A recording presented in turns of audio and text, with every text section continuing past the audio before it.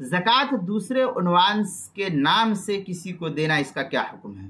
चुनांचे मुस्तहिक आदमी को ज़कात देते वक्त ज़कात को ज़कात कह करके देना ये कोई ज़रूरी नहीं, बल्कि ये कहे कि मैं आपको हदिया दे रहा हूँ, मैं आपको गिफ्ट दे रहा हूँ, आप मेरी तरफ से इसको कबूल कर लीजिए।